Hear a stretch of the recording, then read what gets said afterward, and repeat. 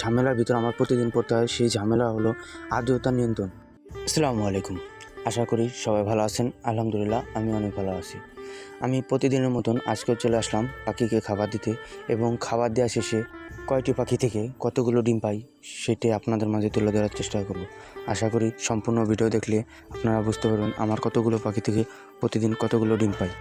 আমরা যারা কয়েল পাখি পালন করে থাকি তারা আমরা অনেকেই জানি যে কয়েল পাখি পরিবেশ এবং খাবার এই দুটো যদি ঠিক মতন দিতে পারেন তাহলে অবশ্যই আলহামদুলিল্লাহ ভালো ডিম পাবে। এবং কয়েল পাখি ডিম পারতে পারতে অনেক সময় ক্যালসিয়ামের ঘাটতি দেখা যায়, তাই আপনার নিয়মিত ওষুধ খাওয়াতে হবে। আর ওষুধ যদি নিয়মিত না খাওয়ান, পরে দেখা যায় যে আপনার কয়েল পাখি টুকরি করবে এবং ডিম পাড়া কমিয়ে দেবে।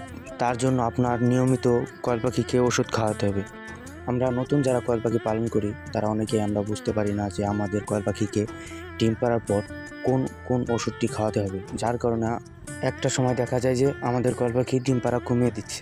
উপরে যে ছবি দেখতেছেন এই দুটি ওষুধ আপনার কয়েল পাখিকে খাওয়াতে পারেন। এই দুটি ওষুধ দিয়ে আমি আলহামদুলিল্লাহ ভালো ফলাফল পেয়েছি। আমার পাখি যে সময় ডিম কমিয়ে দেয় আমি এই দুটি ওষুধ খাওয়াই। এই দুটি খাওয়ানোর পর আলহামদুলিল্লাহ ভালো রেজাল্ট আমি পেয়েছি, যার কারণে আপনারা ওই দুটি ওষুধ খাওয়াই দেখতে পারেন।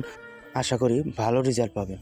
এবং আজকে আমি আমার কয়েল পাখি থেকে ডিম পেলাম হলো 180 পিস। আমার কয়েল পাখি টোটালে 200 থেকে 210টি হবে। এ থেকে আমি 180 পিস ডিম পাই প্রতিদিন। আলহামদুলিল্লাহ যা পাই অনেক ভালো পাই।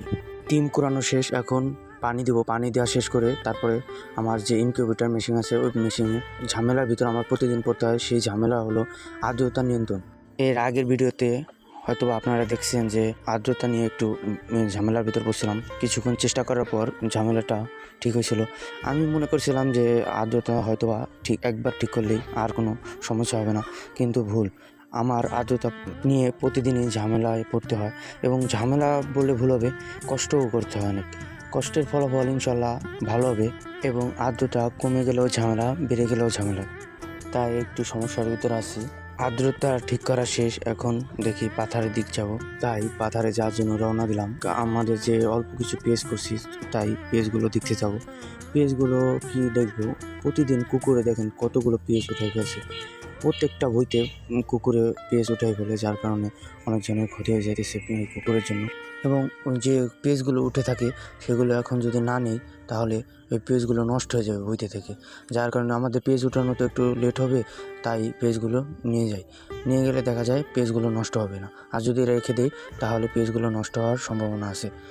এবং পেজ উঠানো শেষ করে ছোটো ভাইয়ের কয়েল পাখি দেখতে আসলাম। ও বেশি কয়েল পাখি পালন করে না, 70টা না 80টা আছে কবুতর পালতো।